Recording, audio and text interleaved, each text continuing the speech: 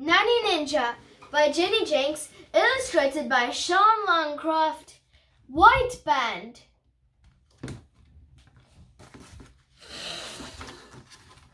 Chapter 1. Ant was bored. Ever since Nanny had to come to stay, life had been very dull. All Nanny did sit in her chair, snooze, and watch boring news on TV.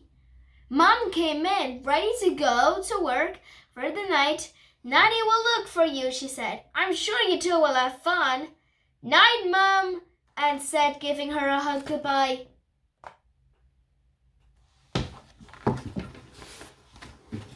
Nanny gave a little snore from her chair in the corner.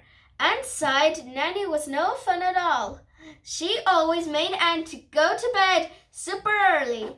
Ant thought Nanny might just be the most boring person in the whole world. Up next, we have more news in a ninja, said the reporter on TV. He was spotted again last night, helping an old lady across the road. Police still have no idea who the ninja might be. Ant sat up and listened closely. Stories about the ninja were the only parts of the news he was interested in. The ninja was the city's mysterious new superhero. He dressed head to toe in black with a red bandana tied around his head. He jumped through the shadows and across roofs, helping people in troubles and catching criminals.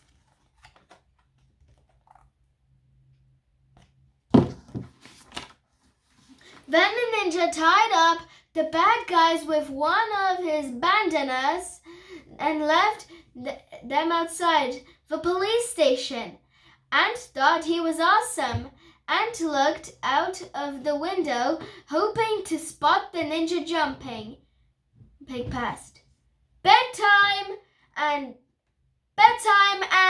said Nanny. Ant jumped. When has she woken up? But it's still early, said Ant. I want to look out for the ninja. Not more ninja nonsense, Nanny muttered. You must be tired. I know I am. Off you go.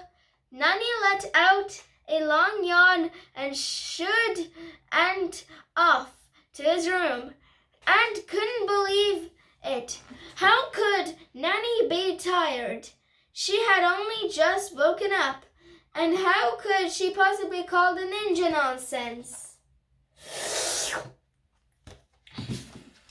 Chapter 2.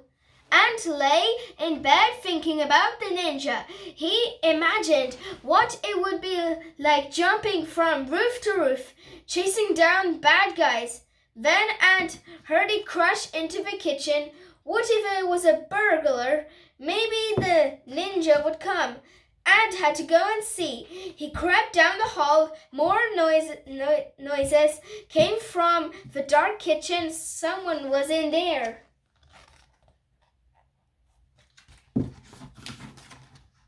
Ant switched on the kitchen light and couldn't believe his eyes. They're dressed from head to toe in black, tying a red bandana around her head. It was Nanny. But you can't be that ninja. Ant said. Why ever not? Asked Granny. Ant thought for a moment. Because you're old, he finally said. Nan chuckled and went over to the open window. Wait, said Ant. What if you get hurt? I can look after yourself, Nanny said. Wait, Ant said again. Can I come with you? You can't leave me alone. You're supposed to be looking after me.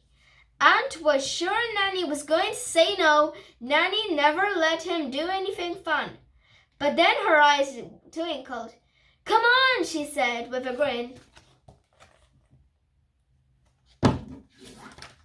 Chapter 3. Ant hung on and hung onto Nanny's back like a rucksack as Nanny climbed up in the drain pipe. And never knew Nanny was so strong, and tried not to look down as Nanny climbed higher and higher. Finally, they made to the roof and could see the whole city from up there. "Hold tight," said Nanny. "I hope you're ready." "Ready for what?" Aunt asked. Nanny ran towards the edge of the roof. She couldn't possibly. She was. Nanny was going to jump off the roof. "Stop," said Aunt.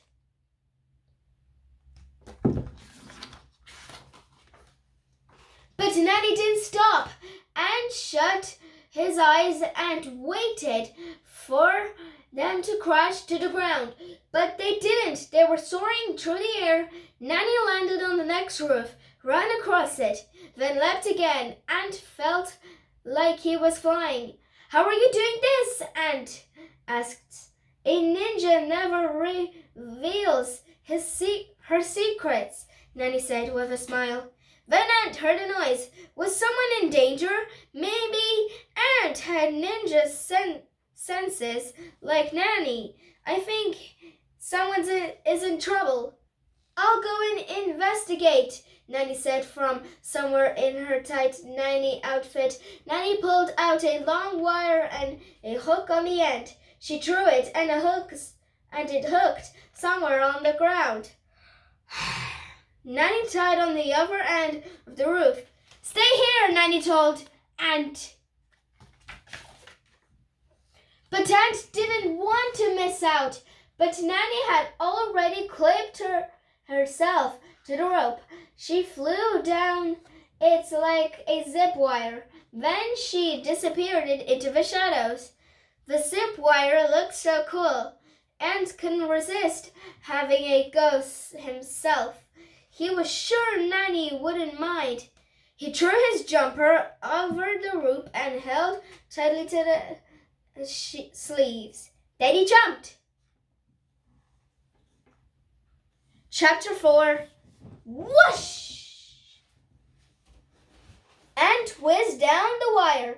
This was fun. Then Aunt heard a rip. His jumper was splitting. "Oh no!" Aunt cried as he fell. He landed with a crash in a huge, stinky rubbish bin. Nanny started down at him. She didn't look happy. "Sorry, Nanny," Aunt said. "I thought you might need rescuing."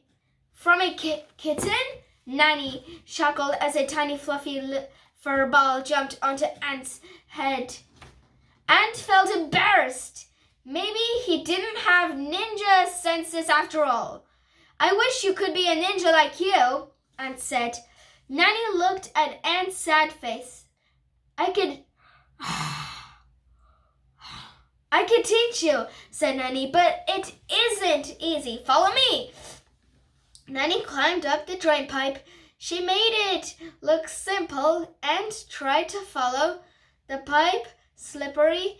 His hands wouldn't grip. Nanny had made it to the top already and felt useless. Ninjas never give up," Nanny said. "Keep trying." Aunt tried again and again. Slowly he made it up to the roof. "I did it," he said. "Very good," said Nanny said. "Next, we jump." "I can't," said Aunt. He looked at the gap between the rooftops. It wasn't that far, but the ground looked a very long way. What if he doesn't make it? Aunt's knees turned to jelly. "Watch me," Nanny said. She took a run up and he jumped. It was like her legs were made of springs. He flew through the air and landed safely on the other side. Aunt took a deep breath. He had to do it. If he ever wanted to be a ninja, he took a run up, and then he did the biggest jump he could. Time seemed to slow down as Ant flew through the air. Finally, he landed with a bump on the other side. He had made it. Nanny grinned at him. Not bad, she said. Come on then, let's go. Chapter 5. Ant and Nanny jumped from roof to roof.